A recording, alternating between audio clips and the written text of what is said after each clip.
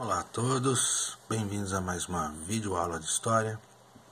Pessoal do 7º ano, vamos ver mais um assunto aí sobre os povos indígenas brasileiros. Bom, primeiro de tudo, a gente ouviu falar sobre o descobrimento, vamos dizer assim, né, a colonização da América com Cristóvão Colombo, os povos que viviam na América antes de Colombo, e como a gente vai ver na próxima aula, na próxima videoaula sobre o descobrimento, né, na verdade a colonização do Brasil, então hoje é uma videoaula específica para a gente ver e falar sobre os indígenas do Brasil. Então, primeiro, o Brasil não se chamava Brasil, chamava-se Pindorama, terra das palmeiras. Então era como os indígenas chamavam o Brasil. Eles moravam em Pindorama.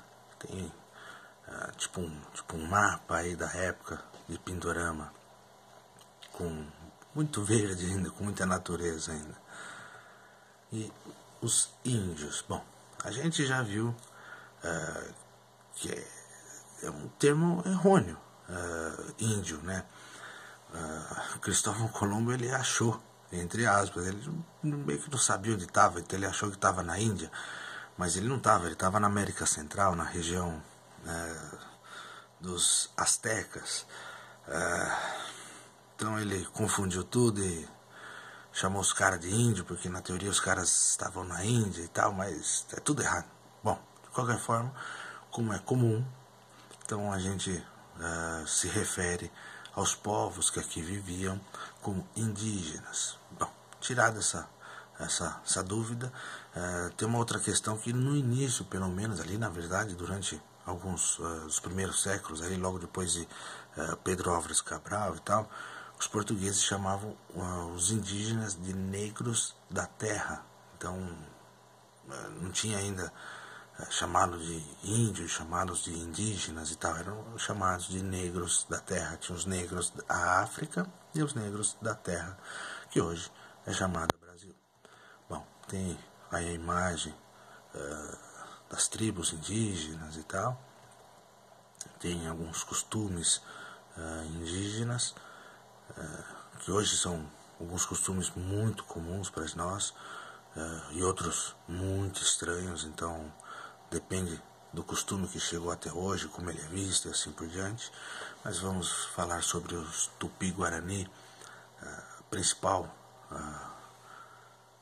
povo indígena aí que estava circulando, que estava no litoral brasileiro na época que os portugueses chegaram. Bom, então do ano 1º até o ano 100 depois de Cristo, eles começam uma migração em direção ao litoral.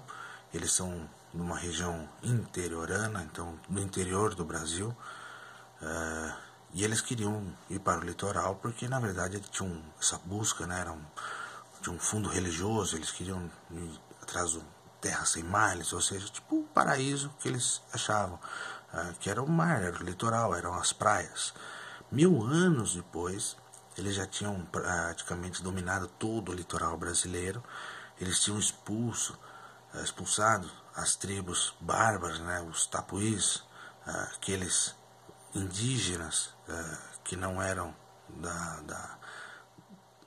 não faziam parte da etnia, né, do grupo Tupi-Guarani. E quando chega ali no ano de 1500, os portugueses chegam no Brasil, e aí infelizmente vai ter bastante problema para os indígenas, mas a gente já fala isso já. Então tem aí a expansão dos grupos Tupi. Eles saem ali do interior do Brasil, Mato Grosso, assim por diante. Então eles vão conquistando e dominando todo o litoral brasileiro, desde lá de baixo, perto ali de São Paulo, Rio de Janeiro, até o norte e nordeste. Então a principal tribo aí quando chegam os portugueses, o principal povo indígena quando chegam os portugueses eram os Tupi-Guaranis. Bom, outras tribos ocupavam o litoral brasileiro quando chegam os portugueses. Potiguar era na região que hoje é o Maranhão, Ceará, Paraíba. Eles eram canoeiros, né? Andavam muito em canoas. Eles eram inimigos, os portugueses, mais ou menos ali 90 mil, quase 100 mil indígenas, então não se aliaram aos portugueses, combateram os portugueses. Os Tremembé, na região ali do Maranhão do Ceará também, eram nadadores e mergulhadores.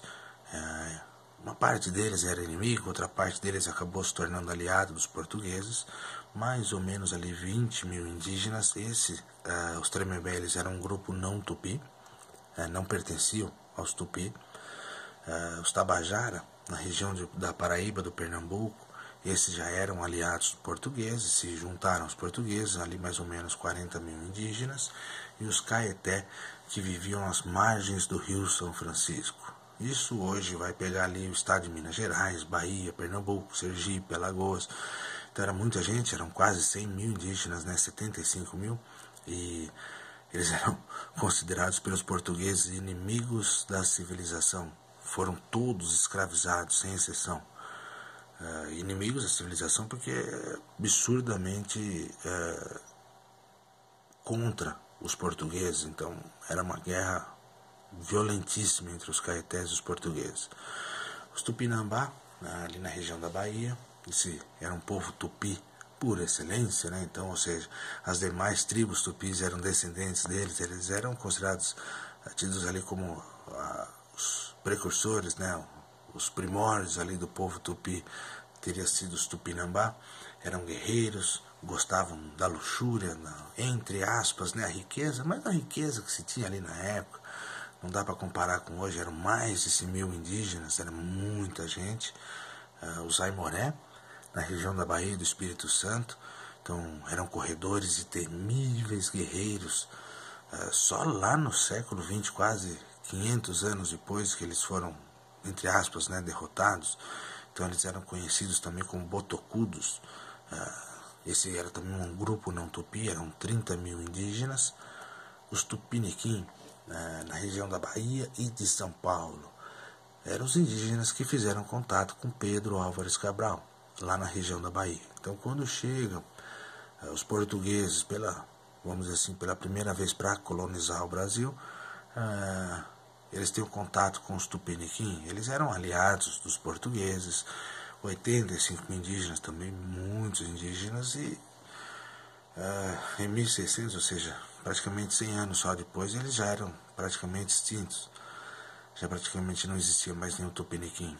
Os Goitacá, na região do Rio de Janeiro, esses eram canibais e pescadores de tubarão. Esses eram nativos mais selvagens do Brasil.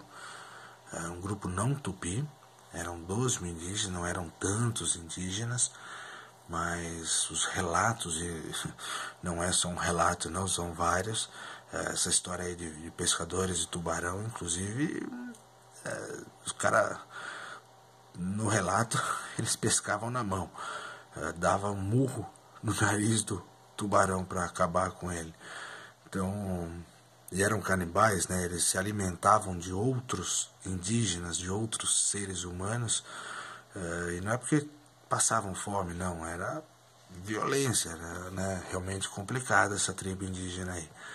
Os Temiminó, na região do Espírito Santo e Rio de Janeiro, eram aliados dos portugueses, e eram os inimigos dos Tamoio ali, quase 18 mil indígenas. E vamos falar agora dos Tamoio, no Rio de Janeiro. Esses eram aliados dos franceses, então, né, os inimigos dos Temiminó, 70 mil, muito mais que os Temiminó. Para quem vê aliados dos franceses, é comum a influência francesa no Rio de Janeiro.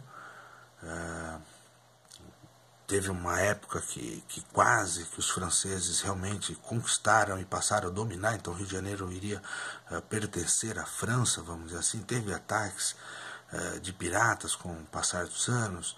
Então a influência dos franceses no Rio de Janeiro é muito grande, inclusive no sotaque, no jeito do carioca falar, principalmente o R e assim por diante.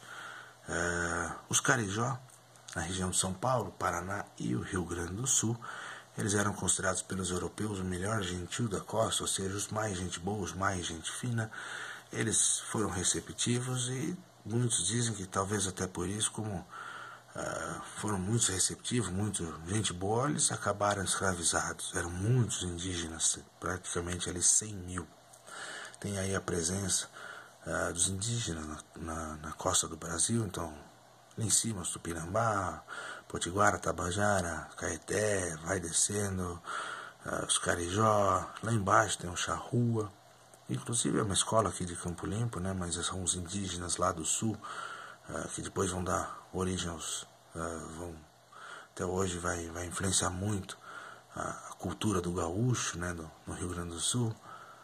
Então os povos indígenas que viviam aí no Brasil na época do descobrimento, tem vários povos, os Tupi-Guarani, os Gê, vários povos indígenas. E a sociedade, bom, como basicamente eles viviam em sociedade. Os indígenas eles praticavam eugenia, que era a sobrevivência dos mais fortes e mais aptos, ou seja, normalmente quando se representa, quando se faz alguma imagem do indígena, normalmente é um cara, vamos dizer assim, mais forte, uma mulher mais esbelta e assim por diante, mas é porque se tinha algum tipo de problema ali, sei lá, um problema no pé, por exemplo, isso já poderia acarretar que eles, muitas vezes, muitas tribos, não todas, mas algumas, largavam a criança no meio do mato e a criança, lógico, acabava morrendo. Então é uma situação que não tinha cadeira de roda, era no meio da selva, né, só árvore. Então, tipo assim, quem tinha condição sobrevivia, quem não tinha condição, eles não faziam nenhum esforço para manter essa criancinha, esse bebê vivo, né? Inclusive daí que teria, né, surgido a lenda do Currupira, uma criança com os pés para trás, ou seja, com algum tipo de defeito e assim por diante, que vive no mato, né? Então teria sido expulsa da tribo e assim por diante. Bom, havia uma separação, né? Então, tipo um divórcio, né? Então isso já era permitido ali em algumas tribos, e a grande maioria das tribos tinha no máximo ali 2 filhos. Alimentação e transporte. Então, quanto mais filho, mais difícil vai ser arrumar comida para alimentar essas crianças, e o transporte. Não tinha carro, não tinha nada. Então, basicamente, vamos dizer assim, a mãe levava os 2 no colo, ou o pai leva um e a mãe leva o outro. Então, né, 2 filhos no máximo ali, senão já complica. Tem a imagem aí, mais ou menos ali como era uma sociedade indígena aí no Brasil. Os remédios, eles tinham quase tudo na mata.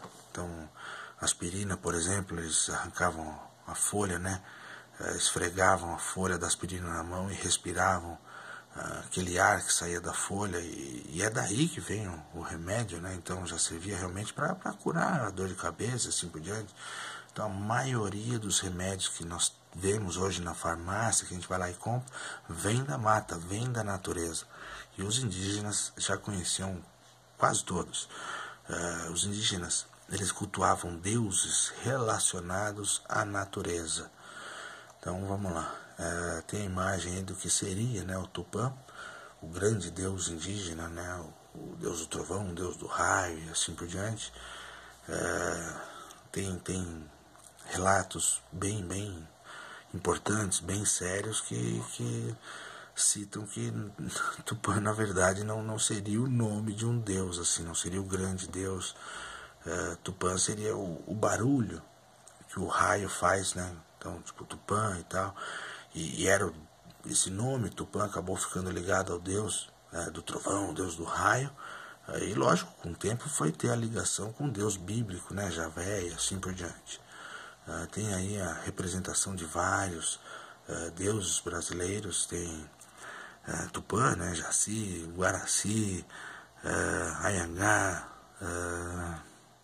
tem vários indígenas, vários deuses indígenas aí. E as guerras, muita gente de repente acha que os indígenas não tinham guerra, que eles viviam só em paz e no mato e tal, e caçando, mas na verdade não tinha bastante guerra.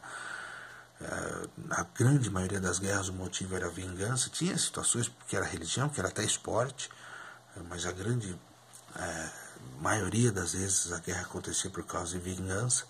Então eles batiam os pés no chão, né, em forma de intimidação, que acontece muito, a polícia inclusive até hoje faz isso, bate o pé no chão e tal. As flechas continham veneno, então matava logo o outro, rolava algodão na ponta, colocava fogo, então conseguia incendiar as casas, né, as ocas de uma tribo inimiga. Os tacapes, tipo um machadinho, né, que era para trincar e arrancar o crânio do indígena inimigo.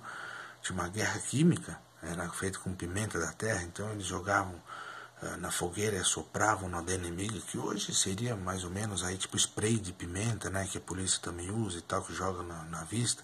Então os indígenas, aquela fumaça, eles acabavam fugindo, e nessa que eles fugiam da aldeia, eles morriam.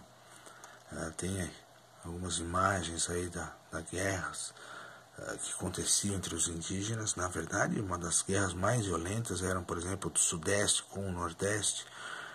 São Paulo e Rio de Janeiro, as tribos que viviam em São Paulo, a guerra com as tribos do Rio de Janeiro eram violentíssimas, absurdas. E algumas tribos, até uma certa parte dos povos indígenas brasileiros, praticavam a antropofagia, que é popularmente conhecido como canibalismo, né? Se alimentar, comer um outro ser humano. Mas na grande parte das vezes, como eu disse lá, tem a situação de uma tribo de repente ser mais violenta e tal, mas a grande maioria das tribos, o principal objetivo era a vingança. E esse ritual de antropofagia podia durar anos. Tinha inclusive uma outra situação que eles acreditavam, por exemplo, que tipo, a alma do inimigo estava no sangue. Então quando você comia um outro ser humano, se alimentava de um outro ser humano, lógico, se alimentava do sangue dele. Então, por exemplo, o cara era um guerreiro, essa alma guerreira dele entrava em você, e os indígenas achavam que se alimentando de outros seres humanos podia levar a algo bom e assim por diante. Então, como eu disse, tem muitas situações que os indígenas, culturas indígenas, como a antropofagia, por exemplo, que a gente acha muito estranho hoje em dia, mas outras como o escambo, a troca de mercadorias, né? Então é comum trocar, né? Hoje o Mercado Livre, sei lá, no Facebook tem tantas formas de trocar mercadorias. Então quando os portugueses chegam aqui, a gente vai ver um pouquinho mais disso quando a gente for falar lá da colonização do Brasil, mas quando os portugueses chegam no Brasil, tinha muito comércio entre os indígenas e os portugueses. Só que antes dos portugueses, os indígenas já praticavam escambo, já praticavam trocas, né? Então, peixes, os alimentos, né? Por exemplo, milho, peixe, grãos, né? Quando os portugueses chegam, eles vão trocar também produtos e assim por diante. Inclusive, como é que eu vou dizer, esse comércio que existia entre os indígenas, uma rota comercial importantíssima é o Paebiru, chamado Caminho de Grama, né, em Tupi, ou seja, uma trilha, né, que hoje a gente está tão comum aí a gente falar que é a trilha. Ela liga o litoral do Brasil até o Peru, então ela atravessa a América do Sul. Ela tem um pedaço dessa trilha que é lá de Santa Catarina, até próximo ao Rio Grande do Sul, passa por São Paulo. De São Paulo ela vai até o Rio de Janeiro. São Paulo ela pode subir para Minas Gerais, e de São Paulo também ela vai atravessando toda a América do Sul e chega lá no outro oceano, o Oceano Pacífico, que é lá no Peru. Então as trocas que aconteciam, né, conchas, penas, mandioca, feijão. Então as tribos brasileiras levavam muitas conchas, penas, grãos, né, farinha de mandioca e tal, lá para Bolívia, Peru, e traziam de lá muito ouro, prata, bronze, cobre. Então tinha muita troca. Para quem conhece São Paulo, de repente já ouviu falar da Avenida Rebouças, a Rua da Consolação. Ali no centro de São Paulo são pedaços dessa trilha de Paebiru que até hoje muita gente passa ali. Inclusive depois que a gente falar dos bandeirantes, a gente vai ver que os bandeirantes usavam esses caminhos. A maioria dessas trilhas hoje são as estradas. Então tem aí aqui que vai ali de São Paulo para o Peru mas hoje essa trilha para Ibiru, ela basicamente, vamos dizer assim, ela foi asfaltada e mudou de nome. Então um trecho dela é a Dutra, outro trecho é a Regis Bittencourt, outro trecho é a Fernão Dias e assim por diante. Então tem aí um zoom maior, né?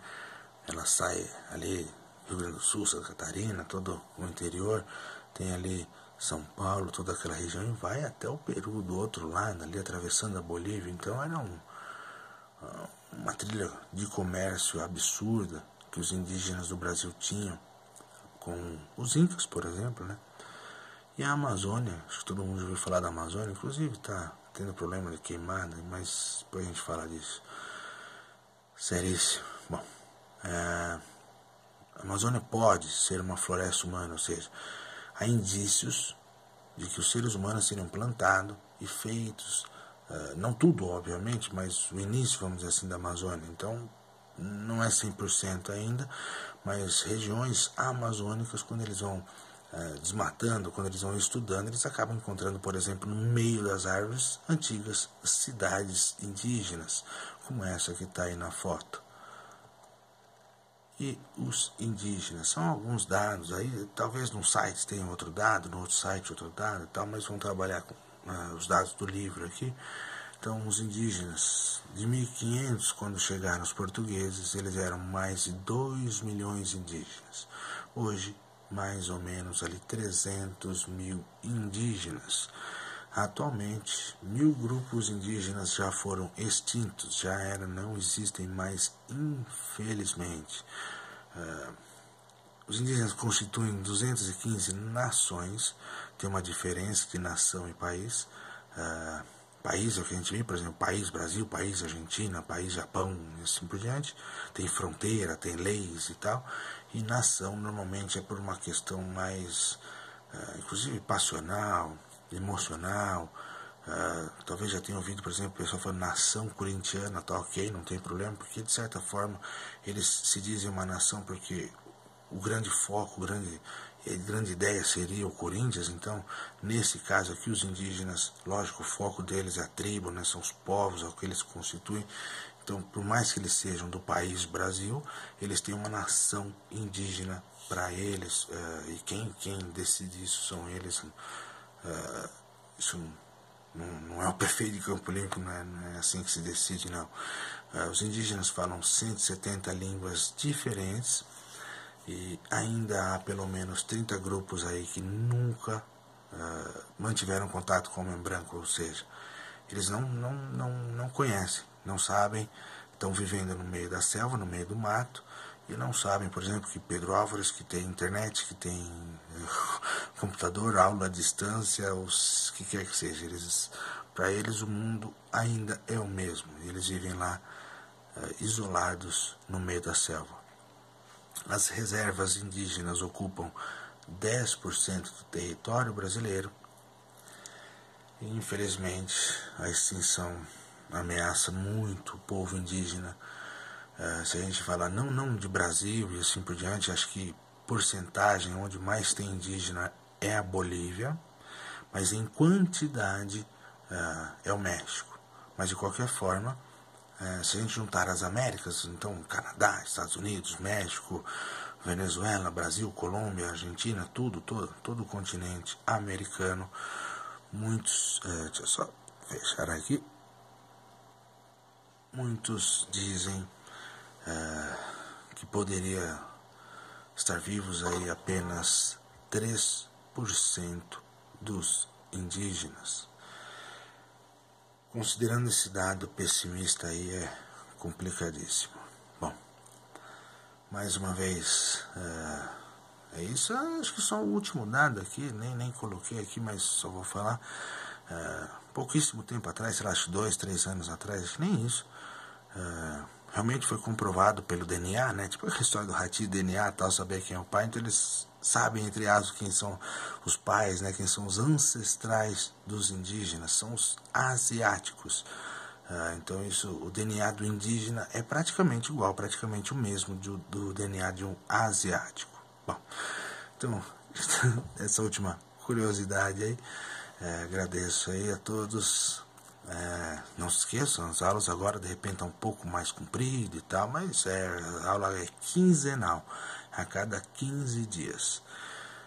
Então, a gente se fala na próxima aula aí. Agradeço a todos, brigadão e juízo, e até mais. Valeu!